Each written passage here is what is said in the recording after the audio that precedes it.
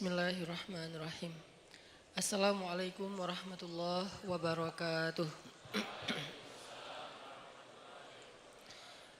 Alhamdulillahirabbil alamin. Alhamdulillahilladzi hadana lihada wa ma kunna linahtadiya laula an hadanallah. Asyhadu an la ilaha illallah wahdahu la syarikalah wa asyhadu anna Muhammadan abduhu wa rasuluhu la nabiyya ba'dah. Rabbana la tuzigh qulubana ba'da idh hadaitana wa hab lana min ladunka rahmah innaka antal wahhab. Allahumma salli wa sallim wa barik ala sayyidina wa habibina wa azimina wa nabiyyina Muhammad. Rabbi shrah li sadri wa yassir li amri wa halul 'uqdatan min lisani yafqahu qawli. Teman-teman sekalian, alhamdulillah kita panjatkan kepada Allah Subhanahu wa taala untuk nikmat yang Allah berikan kepada kita, kepada bangsa Indonesia, dan mudah-mudahan kita juga sebagaimana diberikan nikmat, tapi juga Allah memberikan kita kemampuan untuk bisa mensyukuri nikmat Allah.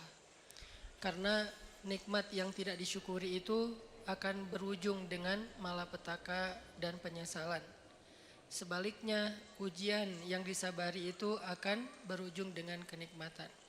Jadi enggak hanya bisa kita merasa gembira dan merasa nyaman dengan nikmat yang Allah kasih. Karena nikmat yang Allah kasih kepada kita, kalau tidak diiringi dengan rasa syukur, dengan ekspresi syukur yang tepat, justru nikmat itu akan sedikit demi sedikit membawa kita kepada kehancuran. Dan ketika waktu kehancuran itu Allah tetapkan, maka kita hanya bisa menyesal dan menjadi orang yang rugi. Baik itu secara personal maupun secara sebuah bangsa. Kalau bangsa ini diberikan nikmat kemerdekaan, bangsa ini diberikan nikmat untuk bisa keluar dari banyak masalah, banyak tekanan, banyak peristiwa-peristiwa besar termasuk pada tanggal 30 September dan seterusnya. Lalu kita tidak mampu mensyukurinya dengan ekspresi syukur yang benar, maka justru nikmat-nikmat yang sudah banyak Allah berikan kepada bangsa ini akan diganti menjadi kebinasaan dan malapetaka. Na'udzubillahi min dzalik. Itu pernah dialami oleh orang-orang sebelum kita. Jadi ini bukan sekedar wacana, bukan sekedar nakut-nakuti, bukan sekedar persepsi subjektif.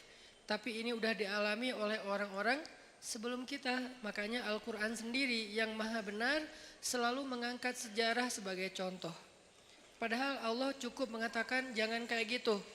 Artinya apa yang Allah larang itu udah pasti rugi. Tapi kenapa Allah habis bilang jangan kayak gitu, Allah bilang seperti orang-orang sebelum kalian yang pernah begini lalu mereka merugi. Karena Allah ingin kita belajar dari sejarah. Dulu ada satu negeri yang sangat subur di Yaman.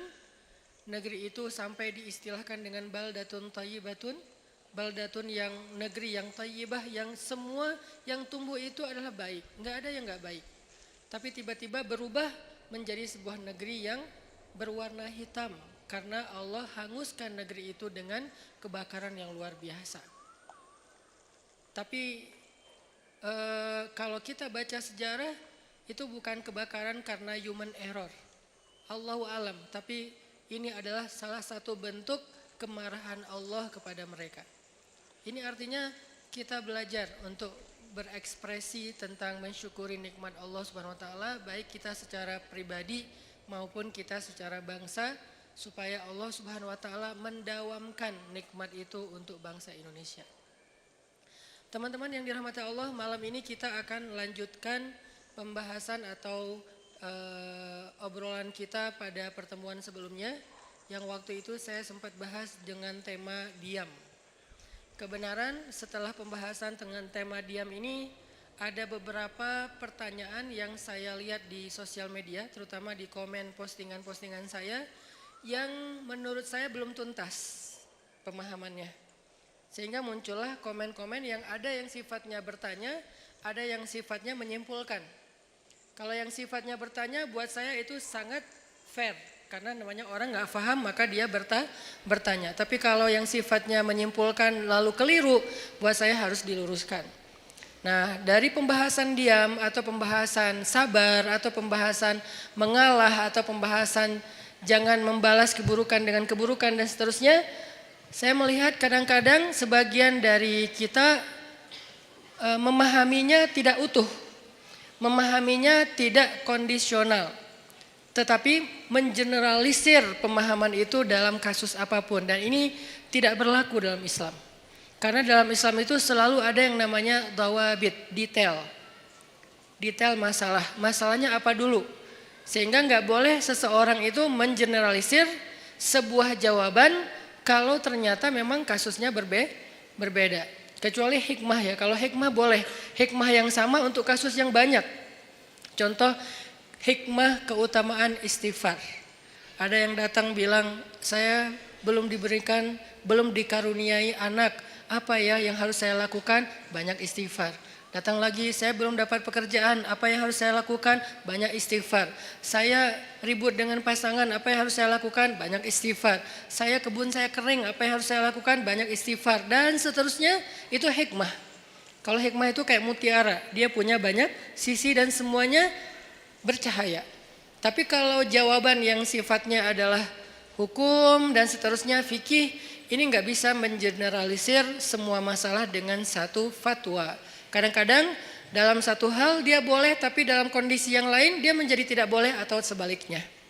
Nah, pemahaman tentang pembahasan kita bab diam kemarin, ketika kita menyimpulkan bahwa diam itu adalah pilihan orang-orang bijak, diam itu adalah baik.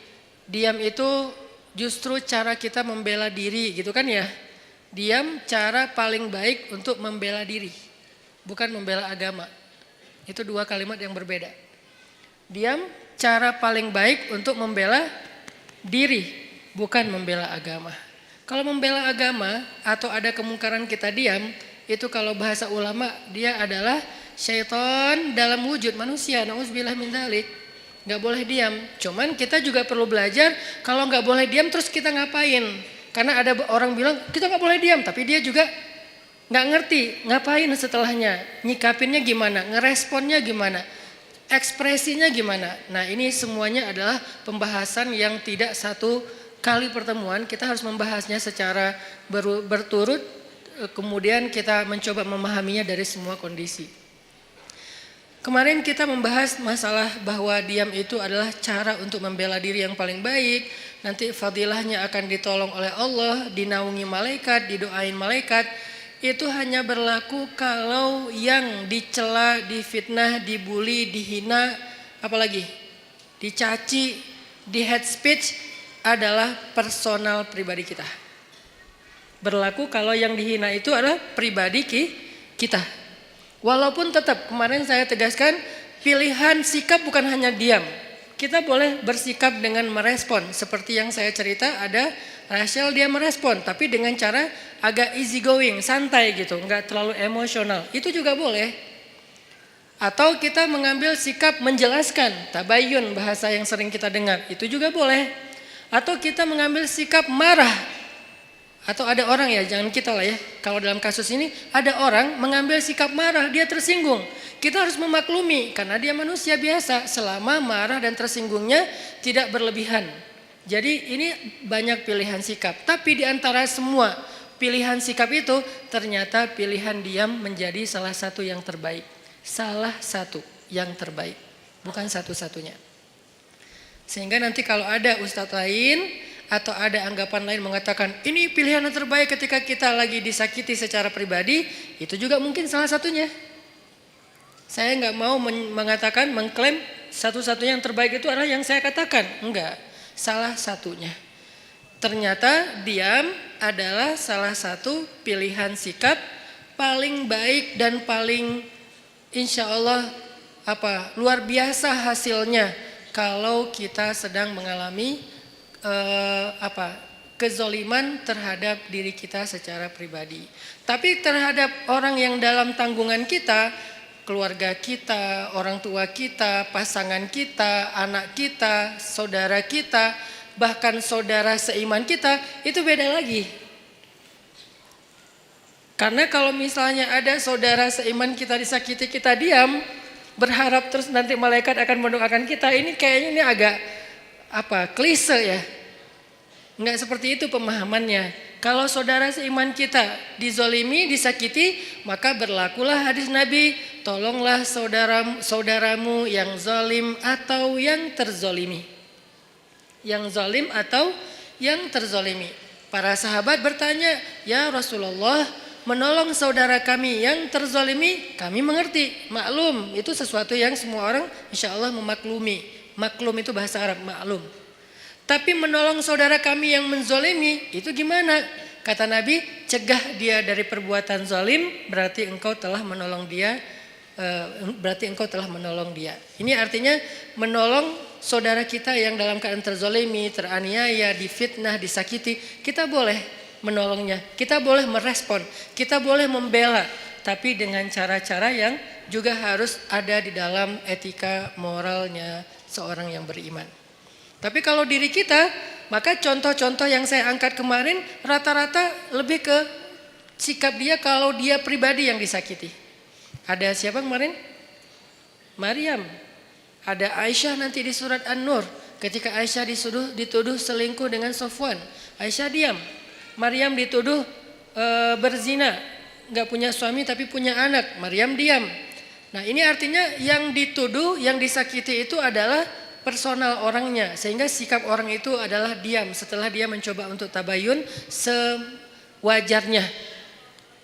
Sekali, dua kali setelah itu tidak dilanjutkan karena sudah dijelaskan, sehingga tidak berlanjut dengan perdebatan. Itu adalah tutorial diam dalam kondisi ketika kita sedang disakiti.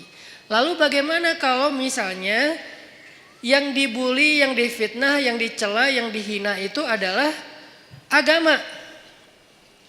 Bukan pribadi kita, tapi agama. Contoh yang bagian dari agama udah gak bisa dipisahin itu pertama adalah masalah Allah sebagai Rabb. Sembahan, pencipta, pemilik, pemelihara, harapan kita, tempat kita bergantung. Pokoknya dengan segala keluasan makna Rabb. Kalaupun gak utuh, agar mudah dipahami kita menyebutnya Tuhan. Walaupun itu bukan kalimat yang bisa menjelaskan secara utuh dari makna Rabb. Tapi setidaknya sedikit menjelaskan kepada kita, oh Allah berarti Tuhan. Kalau Allah sebagai Tuhan yang dicela gimana? Kalau Nabi sebagai Rasulullah, kekasih Allah, teladan kita, kekasih kita yang dicela gimana? Kalau syariat yang dicela gimana? Kadang-kadang bukan dicela secara langsung, tapi dibikin jadi tidak berharga. Itu juga mencela kan? Ada hal yang sakral dalam agama dibilang sesuatu yang biasa aja. Ini nih sesuatu pencelaan dengan cara yang tidak langsung terhadap agama. Nah, gimana kita responnya? Apakah kita diam? Apakah kita merespon? Terus gimana cara kita ngerespon? Itu yang akan kita bahas pada malam ini. Jadi bisa dibilang malam ini tuh kayak diam part 2 lah. Jadi masih tema yang sama tapi kelanjutannya supaya kita dapat tambahan angle. Oh kalau angle-nya gini ternyata sikapnya gak sama, berubah lagi. Oh ternyata kalau angle-nya ini hasilnya beda lagi gitu. Ini adalah kelanjutan dari pembahasan pada pertemuan kita yang sebelumnya. Oke, sebelum kita membahas lebih lanjut tentang diam part 2 ini, cara kita menyikapi orang yang menyakiti hal-hal yang prinsip dalam keimanan kita, Allah, Rasulullah, syariat, Al-Quran, hadis, ulama, apalagi orang soleh, termasuk bahkan saudara, keluarga, masyarakat, tetangga, mukmin disakiti, gimana sikap kita? Maka sebelumnya yuk kita sama-sama tilawah dulu firman Allah di dalam surat Ali Imran ayat 181. Di sini ada cerita yang berkaitan dengan tema kita. Karena menjelaskan sesuatu dengan cerita itu kayaknya akan jauh lebih universal. Surat Ali Imran ayat 181.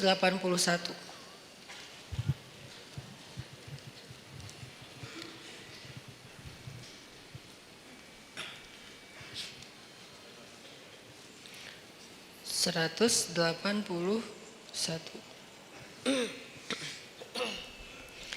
A'udzu billahi minasy syaithanir rajim. Silakan.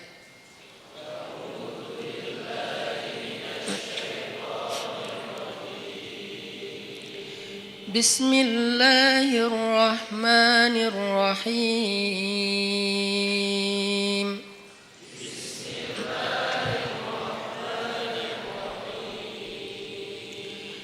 لقد سمع الله قول الذين قالوا إن الله فقير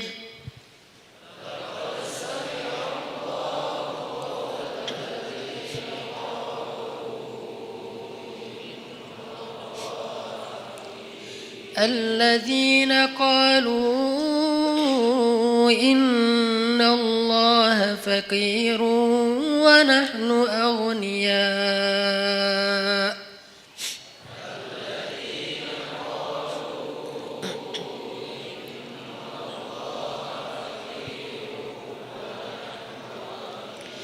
سنكتب ما قالوا وقتلهم الأنبياء بغير حق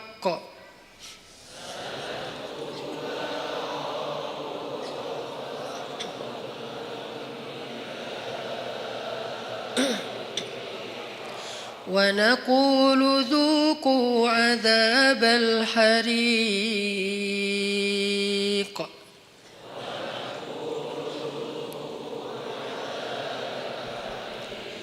ذلك بما قدمت أيديكم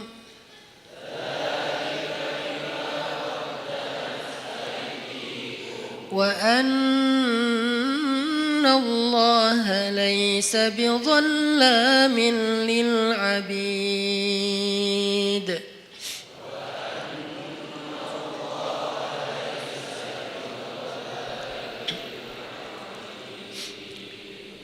Nah, sebelum kita baca terjemah, saya pengen ceritain dulu sedikit adegan yang berkaitan dengan ayat ini. Satu hari Abu Bakar As-Siddiq lagi main ke sebuah kawasan atau ke sebuah pasar tempat orang-orang Yahudi ngumpul. Jadi kayak di Madinah itu kan ada orang Islam sama orang Yahudi kan hidup berdampingan. Cuman seringnya orang Yahudi ini bikin masalah. Mereka membatalkan perjanjian, mereka mengganggu kaum muslimin, mereka menyebarkan fitnah, termasuk salah satunya fitnah Aisyah selingkuh.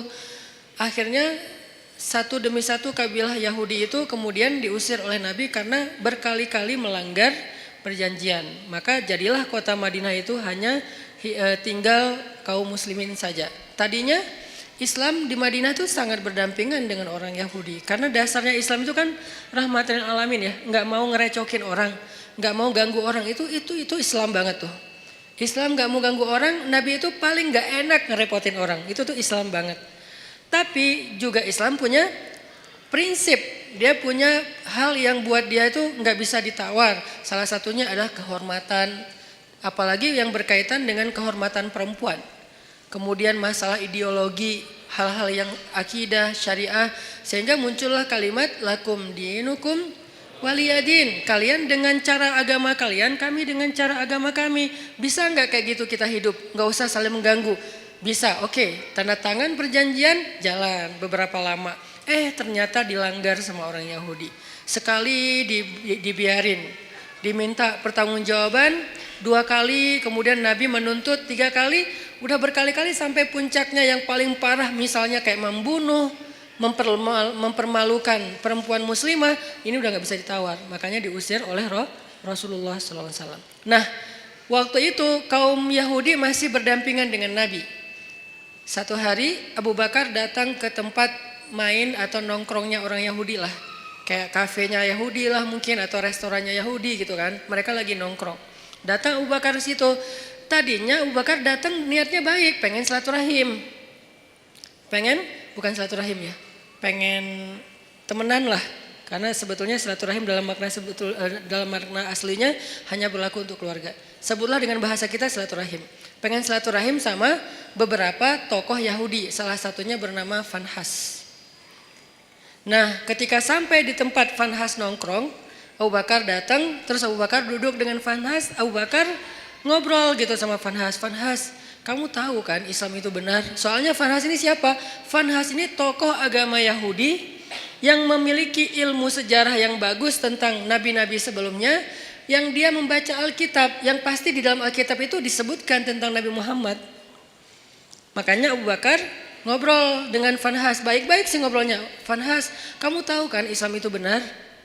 Kamu tahu kan Muhammad itu utusan Allah sesuai dengan yang kamu baca di dalam literasi kamu? Kata Fanhas, ya emang kenapa? Terus kenapa kamu gak ikut aja, gak beriman, cuma nanya doang gitu bukan maksa. Apa jawaban Fanhas? Bagaimana saya mau mengikuti sebuah agama yang Tuhannya itu miskin, yang Tuhannya itu fakir, dan dia membutuhkan harta dari kita. Ketika dia berfirman, "May yuqridullaha qardhan hasana." Itulah bedanya orang yang kufurnya kufur fikrah, intelektual, dengan kufur karena dia nggak paham. Kalau orang yang kufur nggak paham, kita toleran banget. Orang-orang yang nggak suka dengan syariah karena dia nggak paham, kita toleran banget. Ya udah nggak apa-apa, nggak maksa. Dia nggak mau menjalankan syariat nggak apa-apa. Tapi kalau dia mempengaruhi orang lain dengan sebuah propaganda, dengan framing negatif, dengan hal-hal yang membentuk opini publik yang salah, nah ini dalam Islam perlu diluruskan. Kalau di dalam masyarakat lingkungan bangsa kita tuh kayak beberapa tokoh sekuler liberal, salah satunya yang kemarin sempat ramai bilang menghafal Quran udah nggak penting gitu kan. Ya mungkin dia kurang baca sejarah juga menurut saya, padahal itu sejarah yang paling simpel sih, nggak harus jadi ahli.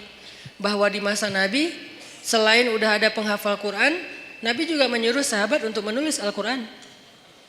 Udah ada penghafal Quran banyak, ada Ibnu Mas'ud, ada Ibnu Abbas, ada Ibnu Umar, ada banyak sahabat penghafal Quran yang hidup di masa Nabi.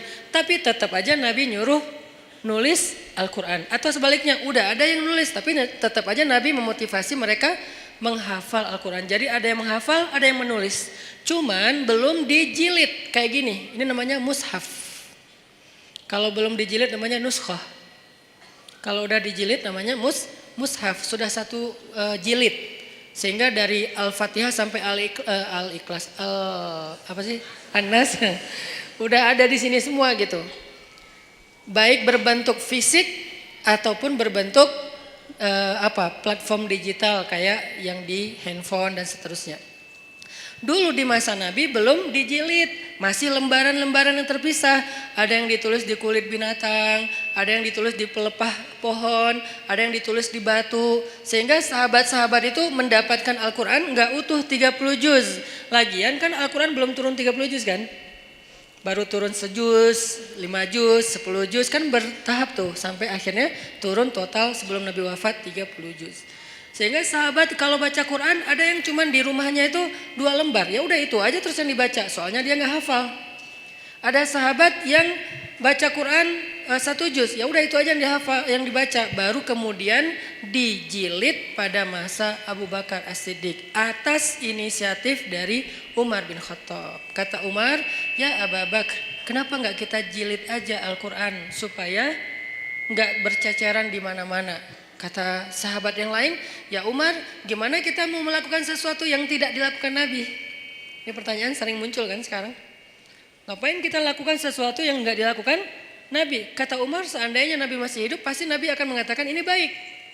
Kalau bahasa orang yang lebih fanatik lagi sekarang, tapi kan Nabi nggak melakukan. Seandainya itu baik, kenapa Nabi nggak ngelakuin?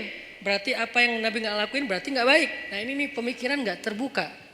Umar itu orang yang sangat open minded banget.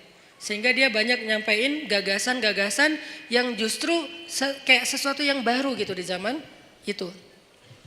Lalu akhirnya setelah disyurokan oleh para sahabat, mereka sepakat bahwa ini baik, maka dilakukanlah proses penjilidan Al-Quran pertama di masa Abu Bakar. Kemudian diulangi lagi, lebih teratur lagi di masa Utsman bin Affan. Karena di masa Utsman itu ada semacam polemik soal tata cara membaca Al-Quran. Karena banyaknya orang non-Arab yang masuk Islam, lalu mereka salah dalam membaca ayat-ayat secara huruf, secara baris. Kalau baris saja masih mending, ini hurufnya salah. Kenapa huruf bisa salah Ustadz? Karena dulu Al-Quran itu tulisannya nggak ada titik. Kalau sekarang kita nyebut Arab gundul itu nggak ada baris ya. Kalau dulu tuh lebih gundul lagi. Bukan hanya nggak ada baris tapi nggak ada titik. Jadi shin dengan sin itu sama-sama nggak punya titik. Shad dengan dot itu sama, nggak ada titik. Lo dengan to sama, nggak ada titik. Ba, ta, sa sama, nggak ada titik. Jadi linusabbita bihi fuadak bisa dibaca linubayyina bihi fuadak. Jauh kan? Linusabbita bihi fuadak, untuk kami teguhkan hatimu dengannya, bisa dibaca linubayyina bihi fuadak, untuk kami perjelas maksud di dalam hatimu dengannya. Itu jauh banget perbedaannya. Kenapa? Karena tidak ada titik. Akhirnya banyak orang non-Arab yang masuk Islam di masa Utsman salah membaca huruf. Jadi Al-Quran itu agak banyak kesalahan. Dan itu rame yang membaca dengan cara yang salah. Akhirnya Utsman berinisiatif untuk mengumpulkan lagi cara baca yang tadinya 10 huruf menjadi 1 huruf. 1 huruf menjadi 10 qiraat dan seterusnya, itu pokoknya rumit lah pokoknya. Sejarahnya rumit. Intinya di zaman Nabi itu udah ada smartphone dalam bentuk tulisan di lembaran-lembaran. Atau kenapa tetap dianjurkan menghafal Quran?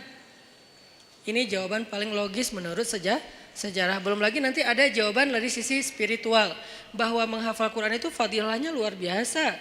Kita tuh dapat mahkota di padang mahsyar. Hanya orang yang tidak beriman atau ragu dengan janji Allah dan Rasul yang gak peduli dengan hal kayak gini. Bahwa nanti dia akan pakai mahkota cahaya di padang mahsyar. Dia bisa menyelamatkan 10 keluarganya. Gak bisa nyelamatin saudara kita, keluarga kita 10 orang dengan membawa smartphone. Di padang mahsyar, ya Allah, di smartphone saya nih ada Al-Quran, boleh gak saya selamatin keluarga saya? Jangankan keluarga, mantan aja gak bisa. Coba gimana? Jadi memang ada fadilah tertentu, walaupun kita mungkin yang ngomong kayak gini juga belum tentu hafal Al-Quran dengan ayat yang banyak. Tapi setidaknya saya tuh selalu respect banget sama yang menghafal Al-Quran dan menganjurkan. Sampai anak saya sekarang, tiga-tiganya sekolahnya khusus tahfiz. Karena saya berharap mereka nggak seperti saya, yang baru serius ngafal Quran pas udah gede. Mereka harus tuntas dulu Al-Quran, sisanya boleh belajar sains, belajar apapun lah. Kan dulu ulama-ulama saintis Islam itu hafiz ya rata-rata ya. Jadi kayak ngafal Quran tuh bukan buat mereka, bukan karena mondok, bukan jurusan agama. Itu emang udah kayak jadi jadi budaya yang soleh di antara masyarakat Islam. Aisyah pondok tahfiz, Maryam pondok tahfiz yang pulangnya sebulan sekali. Yang saya cerita, saya juga kadang-kadang bete gitu, gak bisa ketemu anak. Tapi harus sabar. Yahya masuk TK tahfiz. Yang dari TK itu udah mulai belajar tahsinnya pakai bahasa Arab, bukan pakai bahasa Indonesia. Dia menghafal huruf pakai bahasa Arab. Yang saya pernah sekali tampilin di YouTube ya, yang alifun Allah kayak gitu-gitulah. Saya juga nggak hafal, dia hafal. Artinya saya respect banget dan berharap banget anak-anak menghafal Quran untuk nyelamatin saya nanti di akhirat gitu. Karena saya ngerasa kayak siapa tahu kalau saya belum pantas masuk surga dan belum cukup amalnya, disyafaatin oleh pastinya setelah Rasulullah SAW adalah anak yang hafiz. Gak bisa pakai smartphone, gak bisa pakai Google Drive untuk menyelamatkan keluarga kita di padang mahsyar. Apalagi dapat mahkota. Tapi menyimpannya di smartphone, Google Drive, boleh-boleh aja, ikhtiar.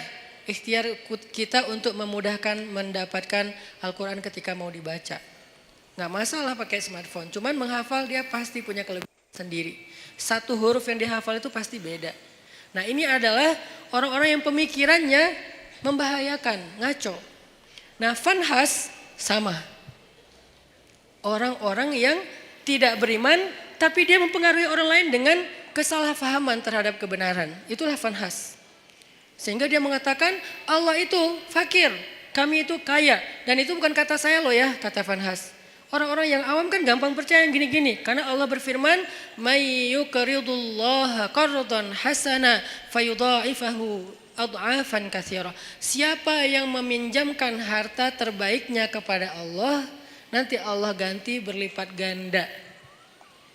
Kalimatnya meminjam. Makanya saya kan pernah posting, yuk kita pinjamkan harta kita kepada Allah. Ada yang komen kan, Allah kok minjam. Ini Ustadz makin lama makin aneh ngomongnya, ngelantur ke sana kemari. Itu bukan kata-kata saya, kata Al-Quran. Tapi kalimat meminjam di sini bukan Allah nggak punya harta. Apa maksud dari kalimat meminjam di sini? Allah pengen ngejamin bahwa harta kita itu nggak hilang, cuma dipinjam bentar, entar dibalikin lagi. Itu maksudnya. Kalau Allah minta kan berarti hilang dong. Kalau Allah pinjam entar dibalikin lagi, dan Allah itu nggak pernah ingkar janji. Ditambah lagi ada kalimat Allah ngebalikinnya gak sesuai dengan yang dipinjam. Dibalikin berlipat kali. Berkali lipat. Karena tadi kebalik jadi kebalik juga kata-katanya. Dibalikin berkali lipat. Nah di situ juga dikritisi sama si Vanhas. Kata Vanhas, kalau gitu Allah menggunakan sistem riba dong. Kan kita gak boleh riba. Allah melarang kita riba, tapi dianya sendiri pakai cara riba. Gara-gara dia lagi butuh duit, gak punya harta, minjam ke kita biar kita mau, akhirnya dia pakai cara riba. Gak fair dong Allah kalau kayak gitu. Marah Abu Bakar. Langsung ditonjok sama Abu Bakar Vanhasnya. Gubrak. Wah, Abu Bakar aja yang selama ini kalem, diam aja. Orangnya sabar kalau dirinya yang, kebayang gak ketika di Mekah Abu Bakar itu dikeroyok orang gara-gara ngebelain Nabi. Sampai saking dahsyatnya mereka mengeroyok Abu Bakar, itu wajah Abu Bakar tuh hancur dan gak dikenali. Kamu siapa Abu Bakar? Kok jadi gitu? Mukanya tuh hancur. Abu Bakar terima digituin. Tapi ketika Allah dihina sama Vanhas, wah itu digebukin terus-terusan sama Abu Bakar. Sampai Vanhas dibela rame-rame, terus Abu Bakar pulang. Vanhas datang ke Rasulullah SAW bilang, ya Muhammad, lihat nih apa yang dilakukan sahabat kamu kepada saya. Ini yang kamu bilang Islam, yang katanya damai segala macam. Siapa yang melakukan itu? Abu Bakar. Rasulullah aja gak percaya. Abu Bakar? Kalau Umar, Nabi percaya. Karena Umar kan orangnya tegas, keras kan. Ghalidun syadid, itu julukan Umar. Keras dan tegas, Umar. Sampai ada yang datang ke rumah Umar nanya tentang satu masalah. Kata Umar, kenapa kamu tanya ke saya? Kan ada Rasulullah di tengah-tengah kita. Jadi gak boleh nanya fatwa, hukum tentang agama kepada seseorang ketika ada Nabi di situ. Tuh gak boleh, salah fatal. Sama kayak kita ada ulama, nanyanya yang bukan ulama. Gak boleh nanya ke ulama aja. Makanya ketika kita nanya tentang agama bukan ke ulama, padahal di bangsa Indonesia ini banyak ulama, kita tuh udah salah. Jadi nanya aja udah salah, pasti jawabannya lebih salah. Walaupun benar tetap salah. SOP-nya gak kayak gitu. Nah ada orang datang ke Umar, nanya tentang agama. Kata Umar, kenapa kamu gak nanya ke Rasul? Masa nanyanya ke saya? Kata dia, saya udah datang ke Rasul. Terus apa jawaban Rasul? Jawaban Rasul saya gak berkesan. Maksudnya kayak bukan itu yang saya harapin. Dia kayak maksa gitu, pengen jawaban sesuai harapan dia. Kan ada orang kayak gitu kan. Nanya pengen nemu jawaban sesuai harapan. Kalau nggak nemu nanya lagi ke ustadz yang lain. Sampai nemu yang mengatakan, oh ya udah ini halal. Baru dia bilang, tuh kan kata saya juga. 9 ustadz bilang haram, 1 ustadz bilang halal, dia ambil yang 1. Nah ini masih mending lah sesama ustadz. Ini mah Rasul. Rasul udah kasih jawaban, tapi saya nggak cocok gitu. Makanya saya tanya kepada kamu, menurut saya kamu bijak. Dipuji-puji Umar. Apa yang dilakukan Umar? Kata Umar, ya udah tunggu sebentar ya. Dia masuk, keluar bawa pedang. Udah dihunuskan pedangnya. Bukan bawa pedang dalam sarungnya, dihunuskan pedangnya. Ini nih jawaban saya nih, langsung kabur tuh orang. Itu Umar. Karena Umar tersinggung, dianggap sebagai orang bijak sementara Rasul aja ditolak. Itu penghinaan buat Rasul dan penghinaan buat Umar sendiri.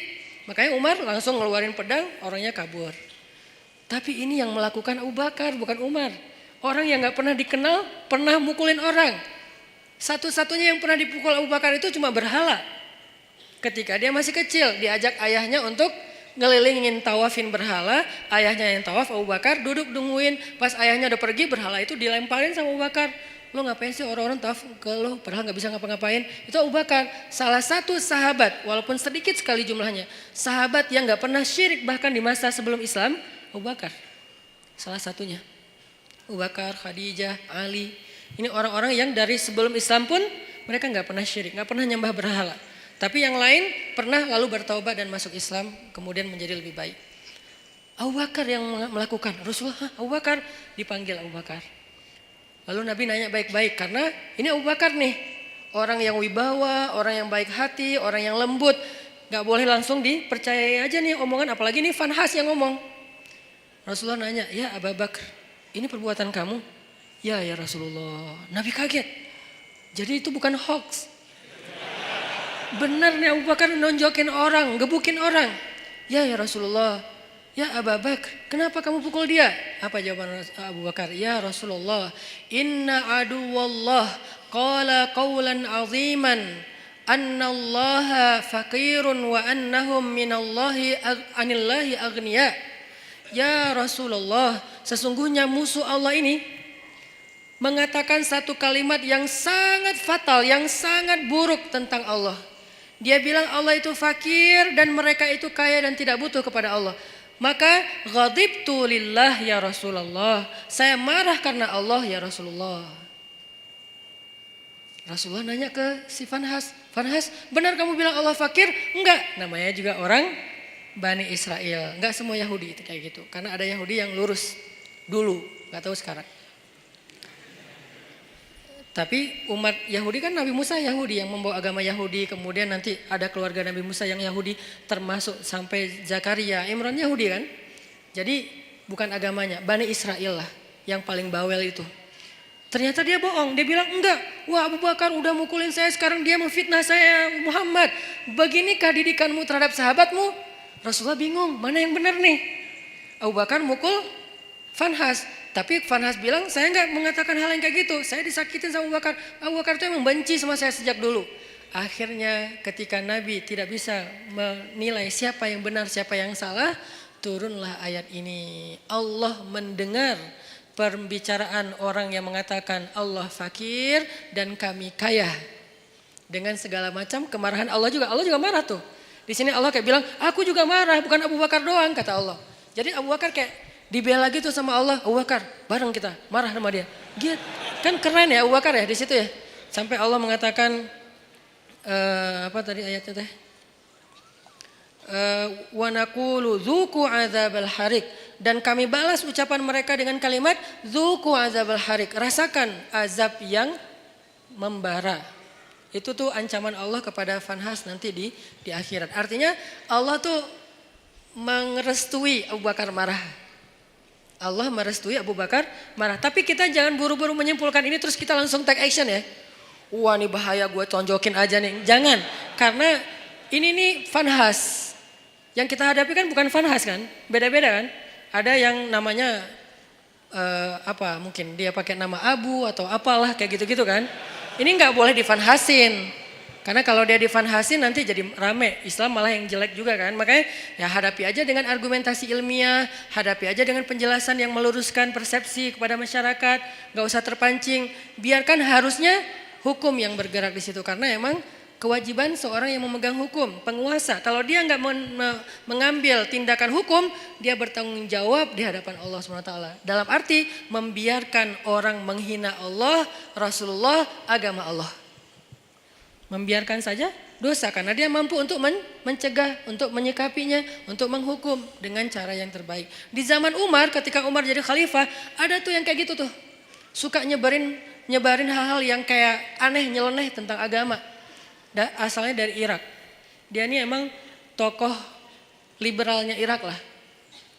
Dia nyebarin fitnah tentang makna ayat Al-Quran. Saya lupa tapi ayatnya apa, nanti saya cek lagi. Tapi dia kayak bikin keraguan orang terhadap kebenaran Al-Quran. Kalau dalam bahasa ulama ini disebut dengan istilah syubhat. Makanya ada istilah raddus syubhat, menolak membantah syubhat-syubhat tentang agama.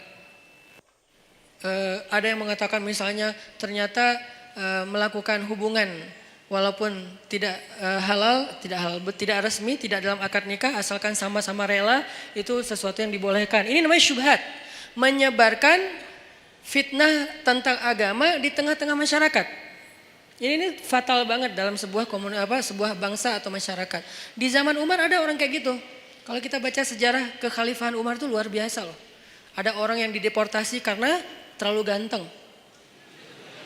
Selebgram terlalu ganteng dan itu nggak ada hasil editan. Kalau saya kan ngeditnya lama kan ya, pakai editor terbaik lah Rifat C. Tapi kalau ini nggak perlu diedit, udah emang ganteng. Rambutnya ikal sepundak, keren banget.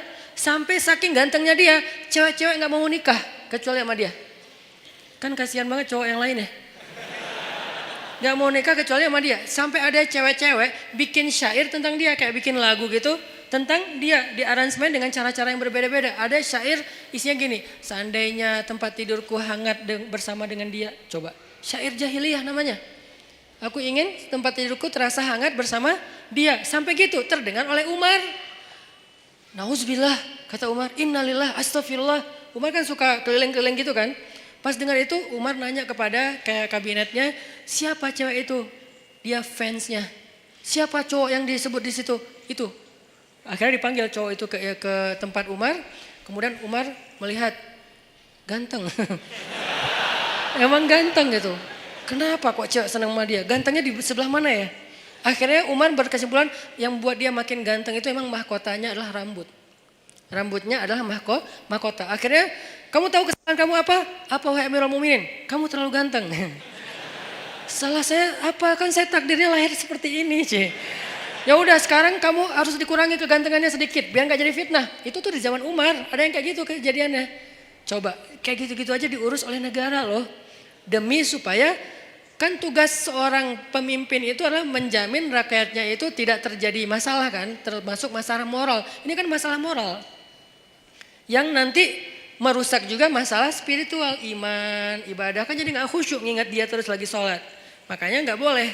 Nah akhirnya kata Umar, kamu harus dikurangin kegantengannya. Caranya dipotong rambutnya. Astagfirullahaladzim, digundul, dipotong sampai habis. Akhirnya ini hak saya gimana? Hak kamu adalah kamu akan dibayar oleh negara. Gara-gara dipotong rambut dibayar oleh negara. Akhirnya dia dipotong rambut. Besok datang lagi. Karena rambutnya udah habis kan malu kan rambut udah habis. Dia pakai sorban. Datang ke Umar. Kata Umar ini lebih ganteng. Ternyata pakai sorban malah lebih keren lagi gitu. Aduh Umar bingung nih gimana diapain. Masa dibuka sorbannya kasihan mempermalukan. Islam itu menjaga banget hak orang lain. Gak mau mempermalukan. Dia tetap rambutnya dihabisin. Tapi jangan dibiarin kelihatan orang banyak. Karena itu malu. Soalnya itu kayak aib kalau di Arab rambutnya pelontos gitu. Itu aib. Sehingga akhirnya dikasihlah sorban. Malah makin ganteng. Umar bingung. Akhirnya Umar memutuskan dia harus dideportasi ke sebuah kampung yang isinya nenek-nenek. Kampung itu nenek-neneknya pas dia datang, gitu. Kan parah juga nih nenek-nenek. Akhirnya dia dideportasi ke luar negeri yang kampungnya isinya orang ibu-ibu tua. Yang dia atas tindakan itu dia digaji oleh pemerintah. Ini adilnya Islam, hukum tegak tapi fair. Hukum tegak tapi fair. Dia nggak hanya dideportasi terus biarin dalam keadaan terlunta-lunta, enggak. Dia dikasih gaji oleh pemerintah. Tapi dia sendiri di tempat yang terasing. Tiba-tiba ibunya di kota Madinah datang ke Umar dan mengatakan, celaka engkau wahai Amirul Mukminin. Kenapa saya celaka ibu? Kata Umar. Karena engkau duduk bersama anak-anakmu, putra-putramu dan engkau bersama dengan mereka dalam keadaan nyaman, bahagia. Tapi engkau memisahkan saya dengan putra saya. Siapa putra ibu? Fulan _ Fulan. Oh yang selebgram itu? Iya. Ya udah ibu maunya apa? Saya jauh dari putra saya kangen dengan putra saya. Kamu tahu nggak sih rasanya kangen gitu kan? Terus gimana maunya ibu? Saya pengen ketemu putra saya. Ya udah akhirnya diputuskan oleh Umar, ibunya juga ikut dengan anaknya tinggal di sana dibiayai oleh negara. Itu tuh masa kekhalifahan Umar sampai hal-hal kayak gitu diurus. Termasuk laki-laki yang dari Irak tadi, orang sekuler Irak yang pengen ngacak-ngacak pemikiran umat Islam tentang Al-Quran. Dia mengatakan ini lihat nih ayat nih kayak gini-gini. Tapi dia ngomongnya kemana? Dia ngomongnya di pasar, bukan di majelis para ulama. Bukan di masjid, di pasar. Karena kalau di pasar kan jarang ada ulama nih. Sehingga orang percaya aja sama dia, sama omongannya. Dipanggil sama Umar. Tahu gak kesalahan kamu apa? Apa? 2. 1. kamu sudah menyebarkan fitnah agama di tengah-tengah masyarakat sehingga mereka ragu tentang Al-Quran. 2, kalau kamu nggak ngerti ayat itu harusnya kamu tanya kepada ulama, bukan nanya kepada orang awam. Atas kesalahan yang fatal ini maka saya hukum kamu dengan dicambuk. Karena dia udah nyebarin banyak fitnah. Orang sampai ragu nggak mau lagi baca Quran. Orang menganggap Al-Quran itu nggak otentik segala macam. Itu kan banyak kan obrolan orang sekuler tentang kayak gituan. Akhirnya dicambuk dan diancam. Kalau kamu masih melakukan hal yang sama, maka saya akan berikan hukuman yang lebih berat. Akhirnya dia pulang ke Irak dan sejak itu dia taubatan nasuha. Itu terjadi. Nah, Vanhas kayak gitu banget. Yang nyebarin fitnah tentang agama Allah. Allah fakir, Allah itu riba dan seterusnya. Sehingga akhirnya Allah turunkan ayat tadi dan Allah membela Abu Bakar As-Siddiq. Nah, kalimat yang saya pengen kita renungkan dari kalimatnya Abu Bakar itu apa? Ghadibtu lillah ya Rasulullah. Saya marah karena Allah ya Rasulullah. Apa pelajarannya di sini? Ternyata Islam itu juga menganjurkan marah. Menganjurkan cinta, menganjurkan maaf, menganjurkan sabar, menganjurkan tersinggung, menganjurkan marah, menganjurkan membalas. Ada semuanya, tapi kondisinya berbeda-beda, konteksnya berbeda-beda. Kalau kita salah konteks, nggak jadi ajaran Islam lagi. Itu yang harus kita pelajari.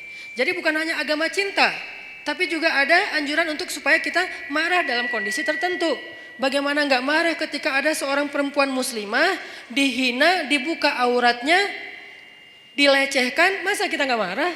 Rasulullah aja marah ketika ada perempuan muslimah lagi belanja di masjid, di pasar, belanja di pasarnya Yahudi, terus dilecehkan sama cowok-cowok anak muda Yahudi. Diapain?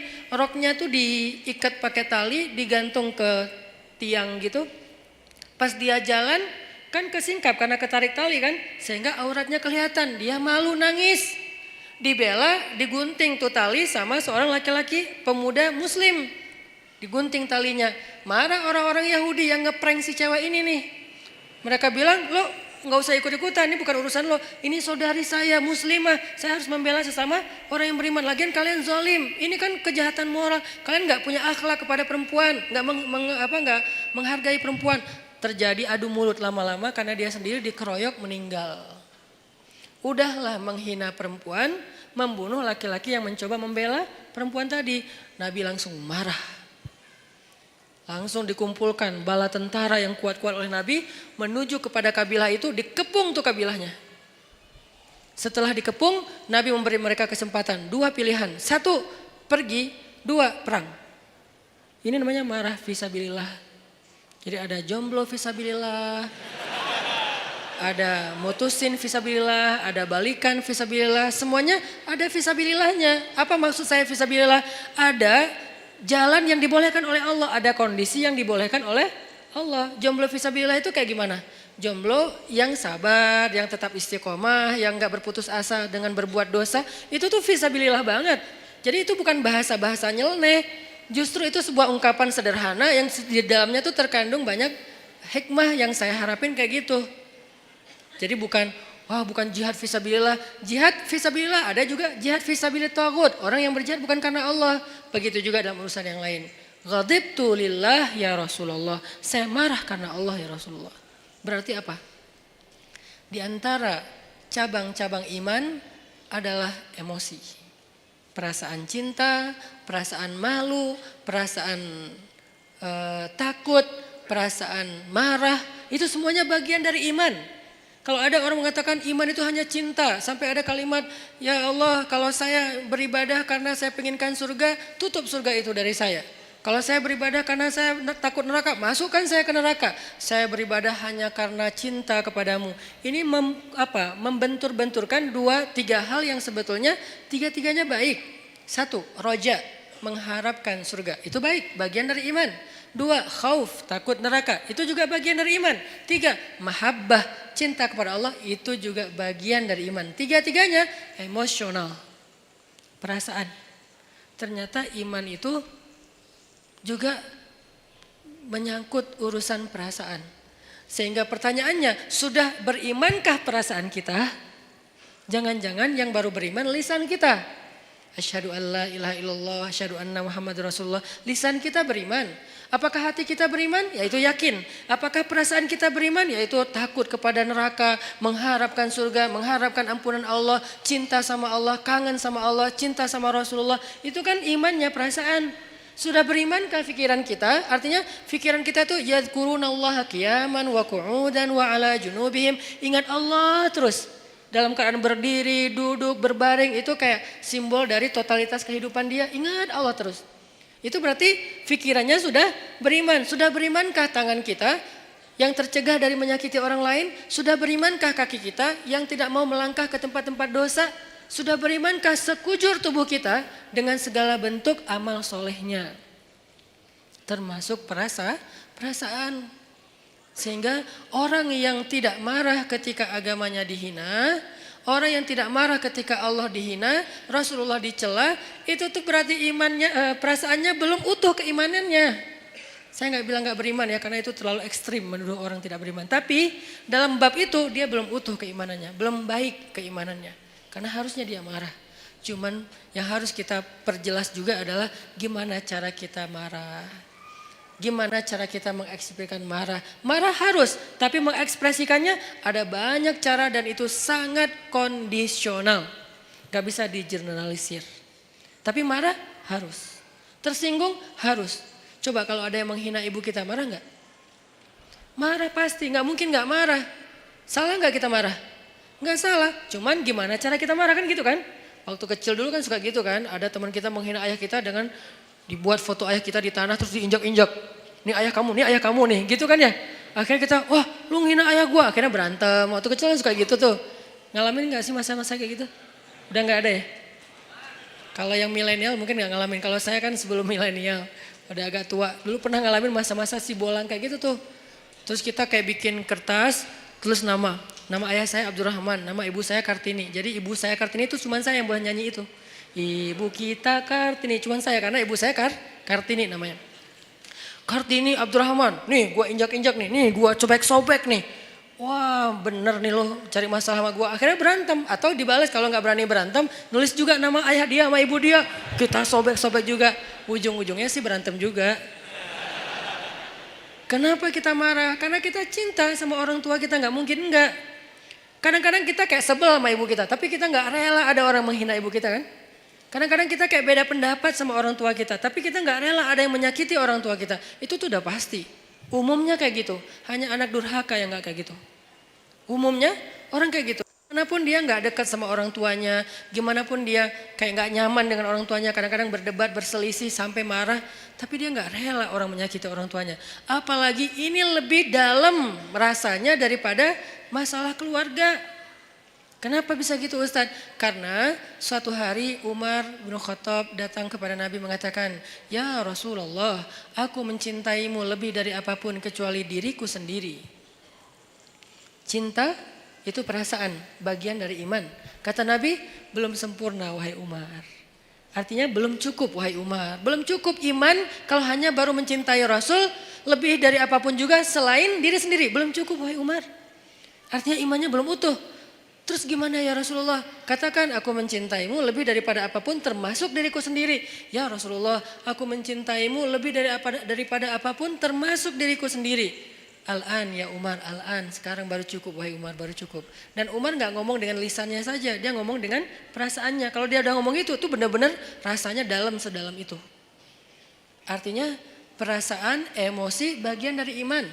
Sehingga yang harus kita syahadatkan dalam tanda petik, yang harus kita islamkan, yang harus kita cas terus keimanan dalam diri kita, bukan hanya wawasan di kepala kita dengan duduk di taklim, bukan hanya lisan kita dengan mengucapkan kalimatan thayyibah, tapi juga termasuk rasa, perbuatan, akhlak, semuanya harus ditanya, sudah berimankah diri kita? Sudah berimankah akhlak saya? Sudah berimankah pandangan saya? Karena pandangan orang yang beriman tidak akan melihat aurat. Pandangan orang yang beriman tidak akan melihat yang dosa. Nanti di atas mereka ada yang lebih dahsyat lagi. Jangankan aurat orang lain, aurat sendiri aja gak mau ngelihat. Siapa dia? Ali bin Abi Thalib. Aurat sendiri aja gak ngelihat. Coba, kebayang gak tuh? Ya gak usah dibayangin juga sih. Aurat sendiri gak mau ngelihat. Saking Karamallahu wajhah, saking mulianya wajah dan matanya Ali bin Abi Thalib. Aurat sendiri nggak mau lihat. Dalam peperangan dia duel sama musuh, kemudian dia menebas kaki musuhnya dengan pedang Ali, lalu tersobeklah pakaian laki-laki tersebut dan kelihatan pahanya. Ali langsung palingkan wajahnya, nggak mau ngelihat paha musuh coba. Padahal lagi perang tuh, bukan lagi jalan, lagi kayak kena motor atau apa misalnya sobek, enggak. Dan itu cowok. Kebayang gak cewek? Kalau kita cewek, ini cowok. Artinya ya apa sih, teman doang atau apa gitu kan ya. Walaupun ada sebagian yang mengatakan paha bukan aurat. Kalau yang mengatakan paha bukan aurat berarti adegan itu bukan paha, lebih dari itu. Kalau yang mengatakan paha itu aurat berarti kejadian itu hanya sebatas paha. Dua-duanya pendapat ulama dan kita hargai. Yang jelas Ali gak mau ngelihat, langsung memalingkan wajahnya. Nah musuhnya kan curang, di mana-mana kan di film juga yang fiktif. Yang namanya antagonis selalu curang kan. Gak ada yang antagonis tapi baik hati, itu namanya bukan antagonis, si hero. Dia pasti curang. Begitu Ali sebagai superhero-nya balik arah, dia nyerang. Curang kan. Tapi Ali, yang digituin Ali gitu, salah orang. Ali balik arah, justru pedangnya tuh lagi siaga. Begitu dia nyerang, diputerin lagi tuh pedang. Putus leher musuh tersebut. Dan itu musuh bukan orang biasa, legendnya orang Mekah. Yang sahabat-sahabat gak berani duel sama dia. Diam semuanya. Ali yang berani. Siapa yang mau menantang saya? Diam sahabat yang lain. Kata Ali, gak ada yang bangkit. Ya Rasulullah saya. Kata Rasulullah, Ali duduk. Duduk aja Ali. Gak ada cowok di antara kalian yang berani nantang saya. Marah kan Ali digituin kan ya. Sahabat-sahabat diam. Kenapa gak ada yang bangkit? Itu tuh terkenal Amru. Orang yang paling jago berpedang di antara orang Mekah. Belum pernah kalah sama sekali. Jadi benar-benar menang KO terus gitu. Amru yang menantang. Dia, Ali bilang, ya Rasulullah saya. Ali, aku gak tega kalau sesuatu terjadi sama kamu. Rasulullah aja kayak ngerasa Ali gak bisa ngalahin dia. Ali diam, tapi gergetan banget. Siapa yang berani nantang saya? Atau kita pulang aja nih, udah beres. Akhirnya, ya Rasulullah, jangan biarkan dia menghina Islam. Biarkan saya menghadapi dia, Allah yang akan menolong saya. Ali hati-hati ya. Ya Rasulullah, datanglah Ali. Akhirnya tarung dan Ali menang telak dalam pertarungan waktu itu. Ini karamallahu wajah. Matanya itu mata yang beriman. Telinganya telinga yang beriman. Lisannya lisan yang beriman. Wajahnya wajah yang beriman. Gimana wajah yang beriman? La tahkiranna minal ma'rufi syai'a walau antalqa akhaka biwajhin taliq.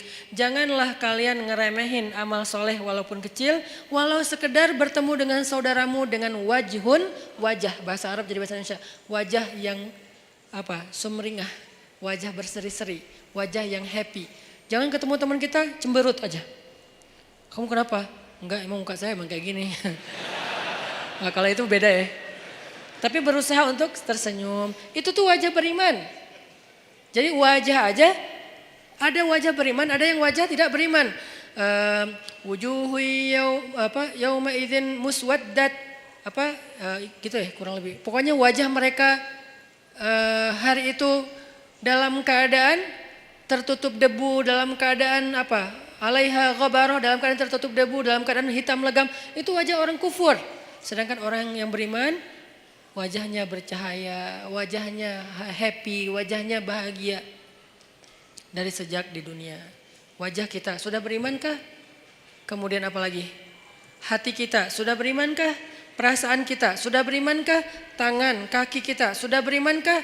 Rambut kita sudah berimankah? Dan seterusnya, semuanya. Gimana rambut yang beriman Ustadz? Nabi melarang kita untuk membuat rambut yang terlalu ditipisin sebelah ya. Sampai tinggal di atas doang gitu kan. Itu dalam Islam dilarang. Berarti rambut yang beriman yang gak kayak gitu. Kalau ditipis sedikit gak apa-apa. Tapi ini tipisin habis tinggal gini doang. Ya itu tidak dianjurkan dalam Islam. Berarti rambut yang beriman, rambut yang biasa-biasa aja. Kalau bisa agak luar biasa dikit. Tadi kayak cowok yang keren tadi rambutnya sepundak, ikal. Kalau gak mampu Ustadz, karena kalau udah saya panjang gak turun ke bawah naik ke atas. Ya udah jangan dipaksain. Tergantung jenis rambut. Yang jelas rapi, terus dirawat sama dia kan ya. Itu rambut orang beriman. Ternyata iman itu bukan hanya soal sholat, puasa, termasuk perasaan. Jadi marah itu bisa jadi bagian dari iman kalau tepat dalam kondisinya. Sehingga Abu Bakar marah, ghadibtu lillah ya Rasulullah. Itu kata kuncinya. Aku marah karena Allah wahai Rasulullah SAW. Sehingga kita wajib marah teman-teman. Sampai Nabi pernah mengatakan juga dalam masalah perasaan dan iman itu ada hubungannya. Kata Nabi, salasun man kunna wajada fihi halawatal iman. Man kunna fihi wajada halawatal iman. Ada 3 hal yang kalau seseorang itu ngerasain kalau seseorang itu mendapatkannya berarti dia merasakan nikmatnya iman. Merasakan puncaknya iman. Merasakan loh ya, bukan melakukan, bukan mengatakan, bukan memikirkan, tapi merasakan, rasa. Dan 3-tiganya rasa. Ada 3 perasaan yang kalau seseorang mendapatkan dalam dirinya berarti dia berada di puncaknya iman. 1. Ayyakunallahu wa rasuluhu ahabba ilaihi mimma siwahuma. Ketika Allah dan Rasul lebih dicintai olehnya dari apapun juga. Cinta, perasaan. Yang kedua, perasaan juga. Ayyuhibbal mar'a la yuhibbuhu illa lillah. Mencintai seseorang dan tidak mencintainya kecuali karena Allah. Mencintai sesama muslim. Mencintai ulama, mencintai habaib, mencintai para kiai, mencintai guru-guru kita, mencintai orang yang soleh, yang lebih soleh dari kita, mencintai, itu perasaan. Dan itu adalah wajada halawatul iman, puncaknya iman. Ketiga, ayyakraha ayyauda ilal kufr kama yakrahu ayyuqadhafa finnar. Benci, ternyata benci juga bagian dari iman. Benci, bagian dari iman. Jadi kalau ada orang Islam itu tidak membenci, benci. Kepada apa dia benci? Kepada dosa, kepada kemungkaran, kepada kekufuran dia benci. Makanya bahasanya ayyakraha ayyauda ilal kufr. Dia benci untuk kembali kepada kufur. Saya enggak mengatakan kalimatnya benci kepada orang kafir, enggak. Benci kepada kembali kepada kekufuran. Artinya perbuatannya. Dia benci dengan perbuatan dosa, bermaksiat, dia benci. Berarti kalau kita udah bisa membenci dosa-dosa kita di masa lalu, insya Allah kita sudah merasakan puncaknya iman, benci. Jadi kalau dikatakan Islam itu nggak ada kebencian, ada kebencian, dalam banget. Kebenciannya bagian dari 70 cabang iman. Tapi bencinya siapa? Apa? Yang dibenci adalah dosa. Makanya ada ayat Allahumma habib, ada doa Allahumma habib ilainal iman wa zayyinhu fi qulubina wa karrih ilainal kufra wal fusuqa wal isyan waj'alna minar rasyidin. Itu doa. Diambil dari ayat. Ayatnya walakinnallaha habbaba ilaikumul iman wa zayyanahu fi qulubikum wa karraha ilaikumul kufra wal fusuqa wal isyan wa ja'alakum minar rasyidin. Allah menjadikan kalian apa mereka gitu sebagai orang yang mencintai keimanan dan menjadikan rasa cinta itu indah dalam hati mereka. Lalu menjadikan mereka benci kepada kekufuran dan itulah orang yang mendapatkan petunjuk. Benci kepada kufur, dosa, fusuk. Fusuk itu apa? Akhlak yang buruk. Dia nggak suka. Jadi kalau kita ngelihat ada orang yang perangainya nggak bagus dan kita ngerasa itu kayak entertain, hiburan, ini kita berarti nggak punya benci nih. Jangan benci orangnya, benci perangai perbuatan yang buruknya. Orangnya nggak ada, ini lain lagi ceritanya. Karena orang bisa berubah kan? Kalau keburukan dari zaman iblis sampai nanti kiamat, ya tetap namanya keburukan. Yang benar sudah jelas, yang buruk sudah jelas. Tapi kalau orangnya bisa berubah. Pagi dia kufur, malam dia mukmin. Pagi dia setan, malam bisa jadi malaikat. Makanya jangan membenci orangnya. Siapa tahu suatu saat dia berubah. Tapi membenci perbuatannya wajib, bagian dari iman. Ada orang yang memperolok-olok agama. Ya kita benci perbuatannya, orangnya kita serahkan kepada Allah. Kalau perlu kita doain ya Allah beri dia petunjuk. Tapi perbuatannya wajib kita benci. Jangan sampai perbuatan memperolok-olok agama malah kita ketawain seolah-olah itu hiburan. Berarti kita nggak punya benci fi sabilillah. Makanya ada marah fisabilillah, ada benci fisabilillah, ada cinta fisabilillah, ada takut fisabilillah, ada kangen fisabilillah. Kangen siapa? Kangen dengan Rasulullah SAW. Seperti kangennya Bilal, sampai saking puncak kangennya luar biasa, dia nggak sanggup azan. Saking kangennya nggak sanggup azan. Kalau kita azan biasa aja gitu kan, mungkin semangat, tapi nggak sampai bikin kita nggak bisa ngucapin asyhadu anna Muhammadan Rasulullah. Gak kuat Bilal ngomong itu. Kenapa? Kalimat itu dia ucapkan dulu ketika Nabi masih hidup dan mendengar. Kalau Bilal azan, Nabi senyum-senyum. Sekarang Nabi udah gak ada, udah gak kuat. Udahlah saya gak bisa. Langsung turun, langsung duduk, diganti sama sahabat yang lain. Itu kangen fisabilillah. Apakah kita punya kangen fisabilillah? Apakah kita punya cinta fisabilillah? Apakah kita punya benci fisabilillah? Apakah kita punya marah fisabilillah? Apakah kita punya memaafkan fisabilillah? Karena semuanya perasaan. Sakit hati fisabilillah ada, tapi ada juga sakit hati yang nggak dibolehin. Baper fisabilillah banyak, makanya baper itu bisa jadi ibadah.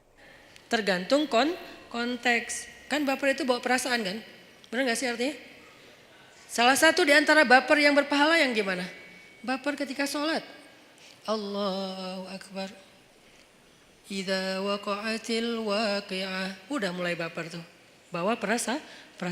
Begitu disebutkan tentang orang-orang yang golongan kiri. Wah udah gak kuat lagi. Dia nangis, dia gemeteran. Saking gemeteran lututnya gak kuat menanggung beban tubuhnya. Dia tersungkur. Kharru, tersungkur, lalu dia sujud, sujadan, dia sujud, wabukiya, dan dia menangis dalam sujudnya. Siapa dia? Umar bin Khattab, orang yang paling baper dalam sholatnya. Kalau udah baca ayat-ayat kiamat di dalam sholat, Umar baper banget. Makanya ada baper yang negatif, ada baper yang positif. Sehingga semua itu soal perasaan teman-teman. Untuk itu kita perlu belajar, wah saya sedih nih, saya kecewa nih, saya tersinggung nih, saya marah. Nah yang terakhir pertanyaannya gimana cara kita mengekspresikan kemarahan kita Ustadz. Kalau yang dihina itu Allah, Rasulullah, Islam, bahkan orang tua kita, keluarga kita, apa yang harus saya lakukan? Jangan membalas keburukan dengan keburukan, itu prinsipnya. Tadi dibacakan di sholat isya kita, idfa billati hiya ahsan, balaslah dengan cara yang lebih baik, walaupun kita marah. Lalu bagaimana dengan cerita Abu Bakar As-Siddiq? Tapi di situ bukan hanya ada satu tokoh, ada Fanhas. Nah, apakah kita tahu persis yang kita hadapi itu Fanhas? Jangan-jangan kita menjudge Fanhas banget ini, padahal dia bukan Fanhas. Dia bisa jadi adalah orang Badui yang mengencingi Masjid Nabawi. Kan itu juga perbuatan yang menghina Islam kan? Dia datang ke Masjid Nabawi, dia buang air kecil di situ. Lalu Umar udah siap-siap tuh, saya penggal nih kepalanya nih, saya penggal nih. Kata Rasulullah, ya Umar, mahlan, tunggu Umar. Ya Rasulullah, dia udah menghina masjid, dia menghina agama kita dan segala macam. Dia tuh masuk ke masjid buang air kecil loh. Lebih dahsyat. Nabi kemudian mengatakan, tunggu, jangan ganggu dia. Maksudnya kalau sahabat langsung nyuruh dia pergi kan terganggu, soalnya dia lagi menyelesaikan hajatnya kan, kepotong kan terganggu kan, sakit. Akhirnya beresin dulu, tunggu. Udah beres, yuk kita cari air, ambil air, bersihin. Udah disiram sama sahabat, dipanggil dia sama Rasulullah. Kamu dari mana? Dari kampung ini. Oh pantesan. Dia tuh orang pedalaman yang tidak tahu peradaban. Di tempat dia, semua tempat itu toilet. Karena buat mereka tuh kan biasa aja, maaf ya. Di beberapa tempat kita ngeliat kadang-kadang orang buang air sembarangan kan. Karena dia rata-rata orang yang berpendidikan rendah, orang yang mungkin tidak belajar, orang yang belum modern, belum berperadaban. Buat dia biasa aja kayak gitu, malah kadang-kadang gak malu. Nah laki-laki ini kayak gitu kondisinya, orang jahil, orang badui, orang pedalaman, gak pernah belajar. Dia gak tahu kalau ini tempat suci, dia buang air aja di situ. Ditanya sama Nabi dari mana, dari tempat ini. Oh kamu tahu gak ini tempat apa? Gak tahu. Ini tuh rumah ibadah kami, di sini kami menyembah Allah, kami belajar, kami duduk di sini, kami menjaga kesuciannya. Tadi kamu sudah mengotori tempat ini. Oh saya nggak tahu, saya nggak ngerti, maafin saya ya nggak apa-apa. Terus Nabi ngobrol panjang lebar sama dia, sampai saking baiknya Nabi bisa membuat dia terkesan dengan obrolan Nabi, akhirnya dia masuk Islam. La ikraha fiddin, Tidak ada paksaan dalam agama. Tapi yang ada ta'liful qulub, membujuk hati. Kemarin pas saya jalan ke Korea, saya ngobrol sama Chan, sama sekali saya nggak mau ngomongin Islam di depan dia kalau dia belum bertanya. Tapi alhamdulillah sepanjang saya di sana nggak ngomongin Islam sama sekali. Pas pulang baru semalam dia posting foto-foto kita di sana, dia bilang sekarang saya merasa tertarik untuk belajar Islam setelah bertemu dengan Ustadz Hanan dan keluarga. Ternyata kok asik banget, santai, saya nggak dipaksa, saya nggak dimarah-marahin. Pas saya salah membeli makanan Korea, apa namanya teh? Apa? Bukan samyang. Ya cireng lah pokoknya. Cireng Korea gitu ya. Kimbab. Nah, pas lagi beli kimbab kan ada porknya kan. Cuman dia nggak dimasukin ke dalam gulungan kimbab itu, dia kan salah. Tapi saya malah bayarin karena udah terlanjur dibeli pasti harus dibayar. Akhirnya kalau belum terlanjur dibeli saya nggak akan beli. Tapi karena udah terlanjur dibeli dan pasti Chan akan bayar, saya bayarin. Tapi saya nggak mau makan, saya ngomong ke dia pelan banget. Chan maaf ya, maaf banget nih. Saya tahu kamu niatnya baik, tapi maaf karena kamu nggak paham tadi itu ada pork di situ. Walaupun nggak dikasih di sini tetap nggak boleh bagi kami. Maaf ya. Oh ya nggak apa-apa. Dia malah respect. Alhamdulillah sekarang pengen belajar Islam. Walaupun hidayah itu di tangan Allah, bukan di tangan kita. Kita hanya ikhtiar. Akhirnya orang Baduy ini masuk Islam. Setelah masuk Islam, dia doa, ya Allah, berilah rahmatmu kepada saya dan kepada Rasulullah, yang lain jangan. Dia sebel sama yang lain. Karena tadi mau dimarahin kan sama yang lain, kata Nabi, kenapa doanya kayak gitu? Iya Rasulullah, saya sebel sama mereka. Kalau doa yang baik-baik supaya malaikat mendoakan juga kamu dengan kebaikan yang sama. Oh gitu ya Rasul. Ya Allah rahmati saya, Rasulullah dan yang lain-lain juga. Beres kan ya? Ini nih siapa? Ini bukan Fanhas. Ini orang yang belum mengerti tentang kebenaran. Kalau Fanhas ngerti banget. Malah Alkitab, dia ngerti Alkitab. Taurat, Injil, Al-Quran bahkan. Makanya dia tahu ayatnya. Bukan orang biasa, beda sikapnya. Kalau kepada orang kayak gitu, kita memberitahu. Ada orang yang bertanya atau komentar karena dia nggak ngerti, kita jelasin, kita luruskan kalau bahasa saya di komen. Bukan saya marahin, saya luruskan. Kadang-kadang ada teman-teman yang niatnya baik, pengen membela saya tapi malah marah-marah. Saya juga berharap jangan. Ini Ustadz Hanan, malu nggak lo? Jangan ngomong kayak gitu. Ini mempermalukan orang. Saya juga cuma ngomong kalau ini tentang saya diam. Kalau tentang Rasulullah, saya luruskan. Kayak gitu bahasanya, saya pilih diksi yang tidak menjudge. Sehingga nanti sikap kita mudah-mudahan mewakili wajah Islam. Walaupun nggak sempurna, soalnya kita manusia biasa ya. Islam sempurna banget tapi kita nggak sempurna. Setidaknya kita udah berusaha untuk menampilkan wajah Islam terbaik yang kita mampu. Orang baru tertarik. Nah, idfa billatihi ahsan. Balaslah dengan cara yang lebih baik. Ada di surat apa itu? Coba kita buka surat Fussilat. Surat ke-41 ayat 34. Idfa billati hiya ahsan. Kalau kita bisa membalas keburukan orang dengan cara yang lebih baik. Maksud cara yang lebih baik itu gimana Ustadz? Bisa jadi orangnya kita pahamkan. Itu kan cara lebih baik kan? Dia menghina Islam, kita nggak menghina dia. Kita nggak menghina agamanya, kita pahamkan. Oh ini maksudnya. Kalau dia nggak bisa juga, kita coba kebaikannya dengan cara lain. Kadang-kadang ada kebaikannya bukan dengan pemahaman, dengan narasi. Kita kasih dia hadiah kalau ada yang kenal dengan dia. Minimal kita senyumin dulu. Minimal kita nasehatin dengan diam-diam lewat DM atau apapun lah. Pokoknya jangan sampai kita mencela, mendebat, ngebully rame-rame dengan nge-replay komennya dia, kasihan. Kadang-kadang dia nggak ada niat mencela. Cuman karena nggak paham, akhirnya di replay banyak ratusan replay, semuanya menjat dia. Saya kasihan kadang-kadang kayak gitu. Padahal niat saya tadi pengen meluruskan, tapi di bawah tuh wah macam-macam. Walaupun niatnya baik, tetap caranya belum tepat. Sehingga balaslah dengan billatihi ahsan. Hasilnya apa kalau kita bisa konsisten kayak gitu? Hasilnya faidza alladzi bainaka wa bainahu adawah ka'annahu waliyun hamim. Bisa jadi kalian yang tadinya bermusuh-musuhan dengan cara idfa billati hiya ahsan, membalas dengan yang baik, dia akan menjadi waliyun hamim, pelindung yang sangat setia. Menjadi kawan baik, menjadi sahabat karib, menjadi pelindung yang setia, yang loyal. Itu hasil cara kita marah. Boleh marah tetap, tapi ekspresikan marah itu dengan cara-cara yang justru melahirkan kebaikan. Satu, cara yang kedua, kalau misalnya kita nggak mampu, ini kan yang paling ideal nih. Saya nggak mau memberikan solusi ideal doang, sementara saya juga nggak selalu bisa kayak gitu. Dan saya manusia biasa. Nanti kalau sesekali teman-teman melihat saya di sosial media, kadang-kadang kepancing, itu karena Hanan Ataki itu manusia, bukan malaikat. Yang saya omongin di sini nggak semuanya mampu saya amalkan. Makanya saya kasih beberapa alternatif. Yang paling tinggi, idfa billati hiya ahsan. Itu haqqa tuqatih, sebenar-benar takwa. Kalau nggak mampu haqqa tuqatih gimana ya Rasulullah, kata sahabat. Kalau nggak mampu haqqa tuqatih, sebenar-benar takwa, Allah berfirman di surat At-Taghabun, fattaqullaha mastata'tum. Bertakwalah kepada Allah semampu kalian. Allah aja kayak gitu coba. Pertama disuruh apa? Sebenar-benar takwa. Dalam kasus ini sebenar-benar takwa adalah balaslah keburukan dengan kebaikan. Itu sebenar-benar takwa. Yang paling ideal udah. Tapi kan kadang kita mampu, kadang enggak kan. Kadang-kadang kita memang benar-benar mampu dan kita kayak takjub gitu. Kok saya bisa ya membalas keburukan dengan kebaikan.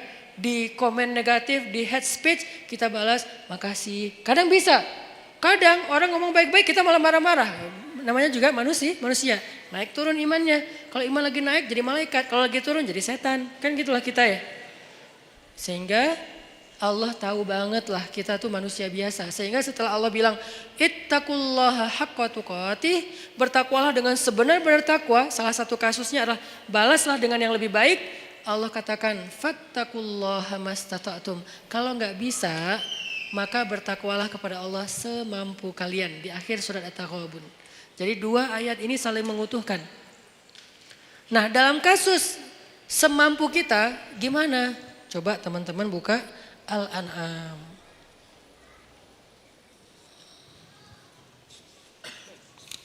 Di surat Al-An'am ayat 68. Coba lihat surat Al-An'am ayat 68. وَإِذَا رَأَيْتَ الَّذِينَ يَخُوضُونَ فِي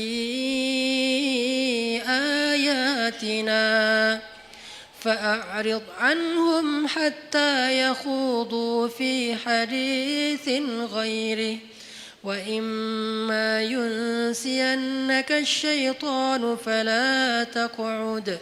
فلا تقعد بعد الذكرى مع القوم الظالمين.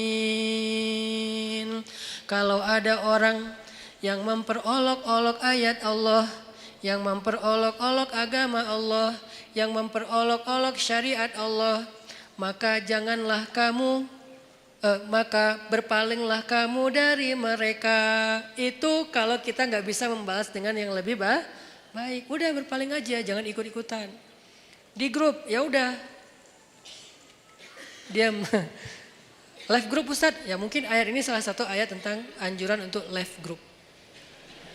Kalau isi grupnya terus-terusan, semuanya kompak, hanya ngomongin yang nyeleneh-nyeleneh, kayak hal-hal yang aneh tentang agama, syubhat, ya udah kita dianjurkan oleh surat Al-An'am ayat 68 untuk live group. Ini juga live group fisabilillah. Live group karena Allah, bukan karena kita masalah personal. Saya nggak nyaman lagi di situ. Kenapa? Saya sering dicuekin. Itu bukan fisabilillah. Kalau saya broadcast nggak ada yang respon. Kalau teman saya broadcast semuanya nyamber. Kayaknya mereka nggak senang sama saya. Udahlah saya live aja. Itu tuh bukan fisabilillah. Boleh nggak Ustadz? Boleh. Tapi bukan fisabilillah. Jangan bilang-bilang ini fisabilillah loh ya. Enggak. Tapi kalau isinya gibah, isinya fitnah, isinya berita bohong, isinya mencela, isinya hal-hal yang gak penting, bukan gak penting, hal-hal yang dosa. Maka kata Allah, a'rid hanhum, tinggalkan mereka. Tinggalkan mereka dalam konteks sosmed, live group, unfollow, atau minimal gak usah terlibat. Terus kata Allah, kalau setan membuat kalian lupa dengan anjuran ini, anjuran untuk pergi ninggalin mereka, maka janganlah kamu tetap di situ ketika kamu ingat. Sampai tegas banget Allah suruh pergi. Kalau kita lupa nih, soalnya kan kita manusia biasa. Mereka ngomong segala macam, kita diam aja. Tapi kita nggak pergi. Nah kalau kita pas ingat, aduh oh iya ya ini udah ngomongin tentang agama yang aneh-aneh nih. Ya udah deh saya pergi. Nah pergilah kalau kalian tidak mampu untuk memperbaiki keadaan itu. Ini. Jadi kalau kita nggak bisa memberitahu dengan baik-baik, nggak bisa menjelaskan, kadang-kadang kita kalah jumlah, kita sendiri yang lain rame-rame dan mereka kayak kuat banget argumentasinya, sombong pula. Kalau argumentatif doang masih bisa lah, tapi ini disertai dengan sombong kan susah ya. Udah tertutup hatinya, udahlah pergi aja, nggak usah diladenin debatnya. Itu cara kedua. Kalau nggak bisa, idfa billati hiya ahsan. Dua cara inilah yang disebut dengan ittaqullaha haqqa tuqatih. Enggak mampu ya Allah, ittaqullaha mastata'tum, semampu kali. La yukallifullahu nafsan illa wusaha. Itu teman-teman obrolan kita tentang moral yang dikaitkan dengan iman, bab diam part kedua atau jilid kedua. Supaya kita paham kapan kita harusnya diam, kapan kita harusnya marah, kapan kita harusnya emosi, takut, benci, suka, segala macam itu ada babnya tersendiri supaya tidak salah. Mudah-mudahan ini bisa memperbaiki perilaku kita, behavior kita. Karena saya berharap dakwah saya ini bukan hanya jadi wawasan. Kalau dakwah yang bisa menambah wawasan, teman-teman mendengar ceramah saya sedikit wawasannya. Lebih banyak wawasan dengar ceramah Ustadz Adi Hidayat, Ustadz Abdul Somad. Kalau dengan saya tuh fokus banget dengan daily life. Buat saya kalau hanya wawasan tidak merubah perilaku belum sempurna. Makanya kita bagi-bagi tugas. Ada UAS dan UAH yang mungkin memberi wawasan Islam yang luar biasa. Ada UHA yang memberikan lebih kepada tutorial daily life yang lebih islami. Behavior, persepsi dan seterusnya. Lagian ini tuh praktis insya Allah dalam kehidupan kita. Di sosial media atau dalam kehidupan sehari-hari.